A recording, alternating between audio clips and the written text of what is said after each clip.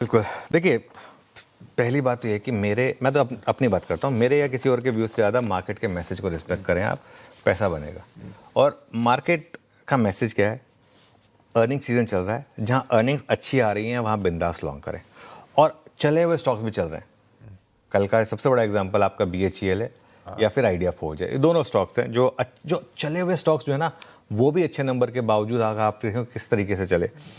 डीमार्ट जैसे एक दो एक्सेप्शन भी हैं, मैं ये जरूर कहूँगा। हालांकि डीमार्ट पर कल एक व्यू ये लिया गया था कि ऊपर ना खरीदें, नीचे मिले तो सोचेंगे, लेकिन डीमार्ट में कल प्रॉफिट बुकिंग है। लेकिन मुझे लग रहा है कि और अगर थोड़ा सा करेक्ट हो गया, मान लीजिए 3-4%, तो डीमार्ट में भी बाइंग आ जाएगी, क्योंकि नंबर अच्छे थे डीमार्ट में। जहाँ नतीजे खराब हैं वहाँ बिंदास शॉर्ट करें, और वहाँ शॉर्ट करके पैसा बन रहा है, और शॉर्ट करने से घबराएं नहीं मार्केट में, क्योंकि दोनों तरफ पैसे बन रहे हैं। जब तक कच्चा तेल और डॉलर रुपये इस तरीके से इस लेवल पर है, बैंक निफ्टी में लॉन्ग नहीं है। बैंक निफ्टी का चलना मुश्किल है जब तक ये ना हो, क्योंकि FI की सेलिंग जो सबसे पहले इन्हीं दो स्टॉक्स में आती है, ICICI बैंक और HDFC बैंक में। बाजार के मैसेज को रिस्पेक्ट करें और बाजार आपको रिवॉर्ड करेगा।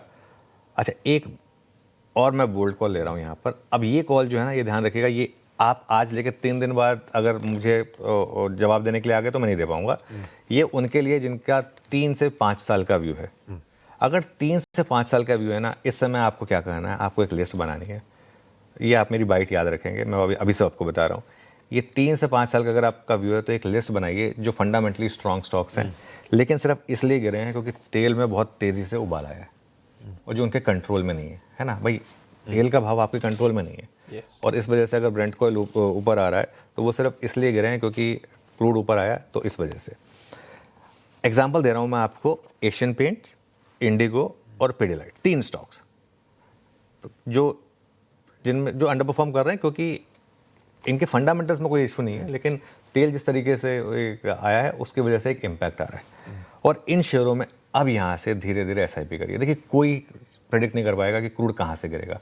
हो सकता है एक बार के लिए 140-150 भी आ जाए, या हो सकता है हम आज ही गिर जाएं, आज ही टॉप बना दें और वापस 80-90 पे आ जाए। लेकिन ये जो कच्चे तेल में उबाल है, ये परमानेंट रहने वाला नहीं है, इसको गिरना तो है इवेंचुअली। और फेयर वैल्यू पे आना है, जो कि करीब $60-70 पर है।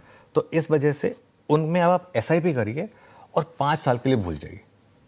5 साल के लिए ये एक थोड़ा सा आपको लंबा टर्म का व्यू रखना पड़ेगा फिर।